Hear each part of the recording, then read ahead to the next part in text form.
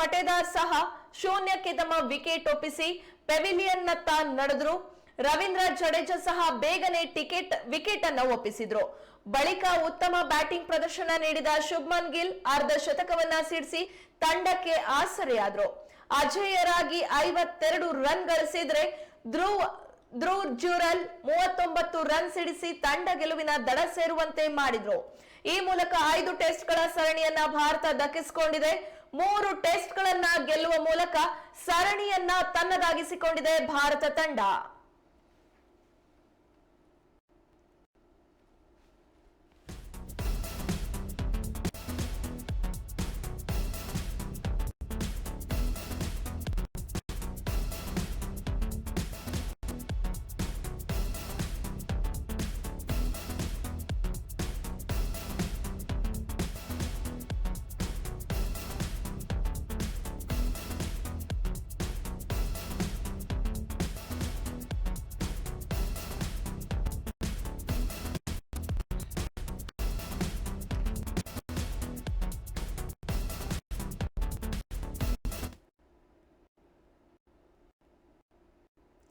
ಮೊದಲ ಇನ್ನಿಂಗ್ಸ್ ವೈಫಲ್ಯದ ಹೊರತಾಗಿಯೂ ರಾಂಚಿ ಟೆಸ್ಟ್ ಪಂದ್ಯದಲ್ಲಿ ಟೀಂ ಇಂಡಿಯಾ ಭರ್ಜರಿ ಗೆಲುವು ದಾಖಲಿಸಿದೆ.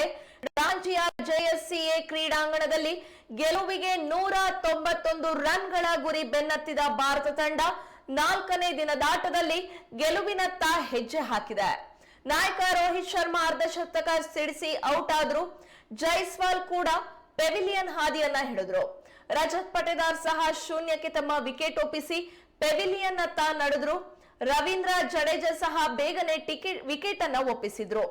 ಬಳಿಕ ಉತ್ತಮ ಬ್ಯಾಟಿಂಗ್ ಪ್ರದರ್ಶನ ನೀಡಿದ ಶುಭ್ಮನ್ ಗಿಲ್ ಅರ್ಧ ಶತಕವನ್ನ ಸಿಡಿಸಿ ತಂಡಕ್ಕೆ ಆಸರೆಯಾದ್ರು.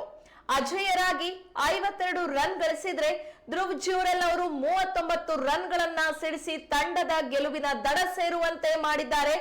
ಈ ಮೂಲಕ 5 ಟೆಸ್ಟ್ಗಳ ಸರಣಿಯನ್ನ ಭಾರತ ದಕ್ಕಿಸಿಕೊಂಡಿದೆ.